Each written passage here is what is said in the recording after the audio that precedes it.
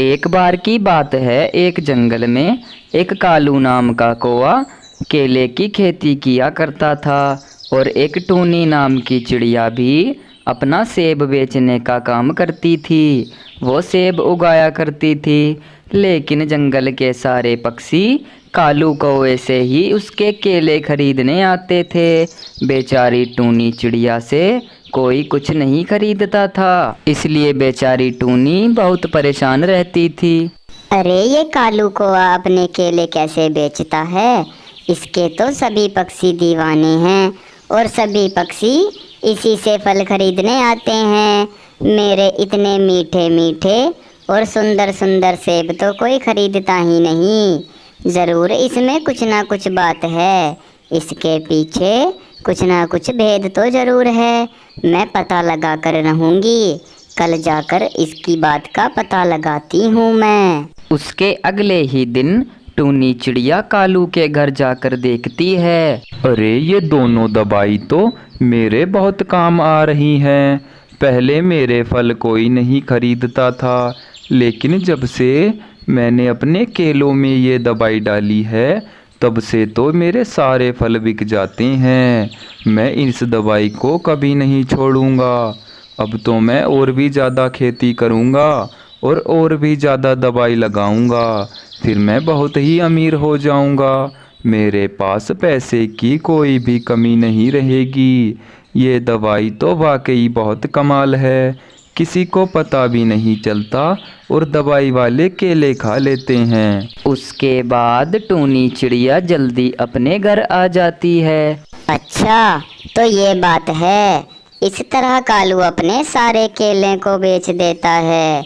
मैं भी तो कहूँ कि ये कालू के केले इतनी जल्दी कैसे बिक जाते हैं और सभी पक्षी कालू से ही केले खरीदने आते हैं। अब मैं ये बातें जाकर सारे पक्षियों को बता दूंगी, ऐसे तो सभी पक्षी बीमार पड़ जाएंगे और सभी पक्षियों को इस नशे की आदत भी लग जाएगी और ये तो वैसे भी नशे की ही दवाई है।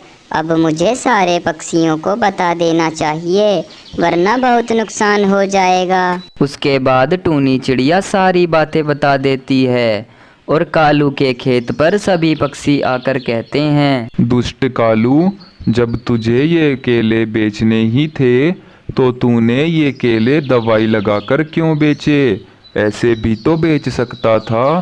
तू तो हम सभी पक्षियों का बुरा चाहता है, बस अपना अपना ही फायदा देखता है। अगर आज वो टूनी चिड़िया ना होती तो तू तो हम सबको ये दवाई वाले केले खिलाकर मार देता। इससे अच्छा तो हम टूनी चिड़िया से ही फल खरीदेंगे। तेरे फल तो बहुत ही बुरे हैं। हमें नहीं पता था कि तू दवाई लगाकर फल बेचता है। तेरे जैसा पक्षी तो हमारे पूरे जंगल में नहीं है कालू। इतना कहकर वो पक्षी वहाँ से चला जाता है। इस टूनी चिड़िया ने मेरे साथ सही नहीं किया। इसने तो मेरा सारा धंधा चौपट कर दिया। इसको इस चीज का बदला देना पड़ेगा। आखिरकार ये अपने आप को समझती क्या है, बहुत ज़्यादा होशियार बन रही है। मैं अभी जाकर इसको सबक सिखाकर आता हूँ। इसने तो मेरे सारे ग्राहक हटा दिए हैं। उसके बाद कालू कौवा टूनी के घर आता है। अरे ओ टूनी चिड़िया, तूने क्या कर दिया मेरे साथ? तूने तो मेरा सारा धंधा ही चौपट कर दिया। मेरे सारे ग्राहक हटा दिए तूने। आखिरकार तूने ऐसा क्यों किया है? तूने इन सभी पक्षियों से क्यों बता दिया कि मैं दवाई मिलाकर केले बेचता हूँ? तूने मेरे साथ अच्छा नहीं किया। तुझे ये सब भुगतना पड़ेगा। देखो कालू, ये तुम्हारी गलत बात है। तुम दवाई मिलाकर सभी पक्षियों को अपने केले बेचते हो। इससे सभी पक्षियों के शरीर में बहुत ज़्यादा नुकसान पहुंचेगा और उनकी मौत भी हो सकती है और उनको उस दवाई की आदत भी लग सकती है। बहुत सारा नुकसान हो जाएगा इस सब दवाई से। इसीलिए मैंने सभी पक्षियों से बता दिया है। अगर तुम बिना दवाई के केले बेचते तो मैं तुम्हें कुछ नहीं कहती, तुम तो दवाई लगा कर केले बेचते थे। अब तुम यहाँ से चले जाओ, वरना मैं सभी पक्षियों को बुला लूँगी। उसके बाद कालू कौवा टूनी के घर से चला जाता है और फिर कुछ ही दिनों बाद टूनी के सारे फल बिकने लगते हैं और सभी पक्षी टूनी के ही फल खरीदते हैं।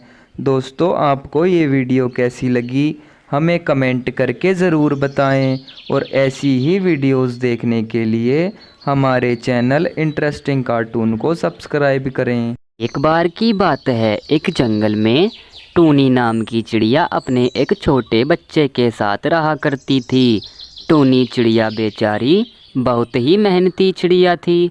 वो हर काम कर लिया करती थी। मम्मा, मुझे अपने स्कूल की फीस जमा करनी है, मुझे कुछ पैसे दे दीजिए, या मेरे स्कूल में जाकर मेरी फीस जमा कर आइए, क्योंकि टीचर मुझसे कह रहे थे बेटा जल्दी से स्कूल फीस जमा करा दो, वरना हम तुम्हें स्कूल से बाहर निकाल देंगे। मम्मा, आप मेरी फीस जमा कर दो। हाँ हाँ बेटा, तुम घबरा क्यों रहे हो?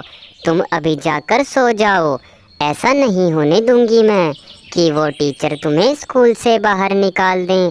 मैं उससे पहले ही तुम्हारी फीस जमा कर दूंगी। चलो अब जाके सो जाओ, कल तुम्हें स्कूल जाना है। इतना सुनकर वो मुन्ना सोने चला जाता है, लेकिन टूनी चिड़िया बहुत ज़्यादा परेशान थी क्योंकि उसके पास एक भी रुपया नहीं था। हे भगवान, ये मुसीबत भी अभी आनी थी मेरे ऊपर। अभी तो मेरे पास एक फूटी कौड़ी भी नहीं है और मुन्ना कह रहा है कि मेरी फीस जमा कर दो मम्मा। अब मैं फीस कहाँ से जमा करूँ? मेरी तो कुछ समझ नहीं आ रहा।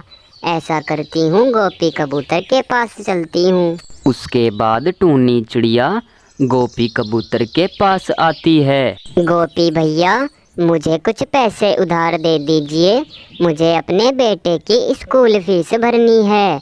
बाद में मैं आपके सारे पैसे आपको चुका दूंगी भैया। अरे बहन टूनी, मेरे पास तो 1 रुपया भी नहीं है। मैंने भी अपने बेटे की सारी किताबें लाकर दे दी हैं, उसी में मेरे सारे पैसे खर्च हो गए। तुम कालू के पास चली जाओ बहन। उसके बाद बेचारी टूनी चिड़िया कालू कौवे के पास आती है। कालू भैया, मुझे कुछ पैसे उधार दे दीजिए, मुझे अपने बेटे की स्कूल फीस देनी है। मैं जल्दी ही सारे पैसे आपको वापस कर दूंगी। अरे टूनी बहन, इसमें घबराने की क्या बात है? मैं तुमको पैसे ज़रूर दे दूंगा, लेकिन मुझे 1 महीने में मेरे सारे पैसे वापस चाहिए, क्योंकि मुझे अपनी पत्नी गौरी को घुमाने जाना है। ठीक है ना? उसके बाद वो कालू कौवा टूनी को पैसे दे देता है और टूनी चिड़िया पैसे लेकर आ ही रही थी, तभी एक चिड़ा उसके पैसे चुरा कर ले जाता है। मैं लुट गई, मैं बर्बाद हो गई। हे भगवान, ये क्या हुआ मेरे साथ?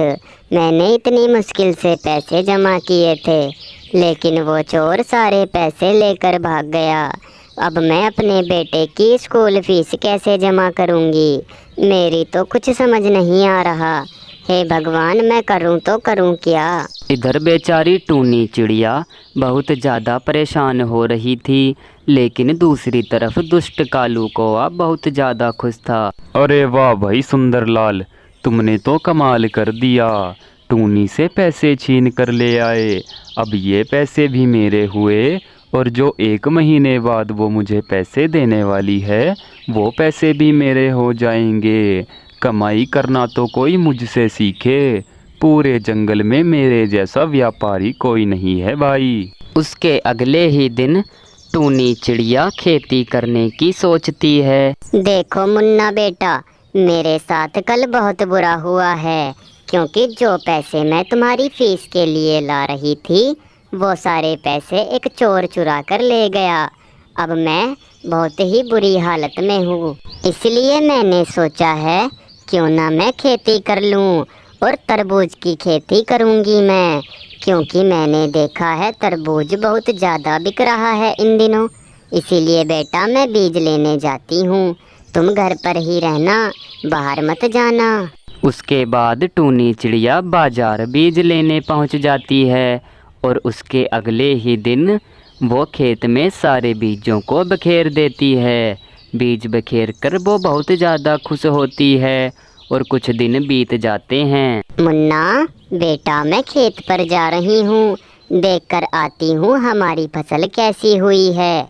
वैसे तो हमारी फसल बेटा अच्छी ही हुई होगी। उसके बाद चिड़िया खेत पर आती है और फसल को देखकर बहुत खुश होती है। अरे वाह, जैसा मैंने सोचा था बिल्कुल वैसा ही हुआ है। जैसी मैंने अपनी फसल सोच रखी थी बिल्कुल उसी तरह मेरी फसल बहुत अच्छी हुई है। अब मुझे कोई परेशानी नहीं रहेगी। अब तो मैं मुन्ना को और भी अच्छी तरह से पढ़ाऊंगी। अब जल्दी से इनको भर लेती हूँ और कल सुबह जाकर बाजार में बेच आऊंगी। उसके अगले ही दिन टूनी चिड़िया सारी फसल भरकर बाजार पहुंचती है। आओ तरबूज ले लो, मीठे मीठे तरबूज ले लो, जल्दी आओ, ताजे ताजे तरबूज ले लो। टूनी की आवाज़ सुनकर एक बहुत ही सुंदर और मालदार चिड़िया उसकी दुकान पर आती है। अरे ओ तरबूज वाली, तरबूज तो तेरे देखने में बहुत अच्छे लग रहे हैं। तू ऐसा कर, मुझे सारे के सारे तरबूज दे दे। और एक बात और सुन ले, जब तू कल से तरबूज लेकर आएगी तो साथ में तरबूज काटने की मशीन भी ले आना। उसको तरबूज मिक्सर कहते हैं, ठीक है ना बहन? फिर मैं रोज़ तेरे सारे तरबूज खरीद लिया करूँगी। तुझे किसी और को तरबूज बेचने की ज़रूरत नहीं रहेगी और ना ही तुझे पूरे दिन यहाँ बैठने की ज़रूरत है। बस तू कल से मिक्सर ले आना। ठीक है बहन, ये तो मेरे लिए बहुत ही खुशी की बात है। मुझे कहीं और नहीं जाना पड़ेगा। जैसा आपने कहा है मैं वैसा बिल्कुल करूँगी।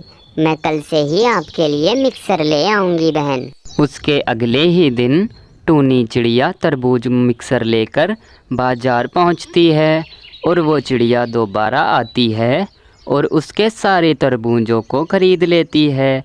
अब चिड़िया का काम अच्छा चल रहा था और टूनी चिड़िया अच्छे खासे पैसे भी कमा रही थी। अब उसको कोई परेशानी नहीं थी।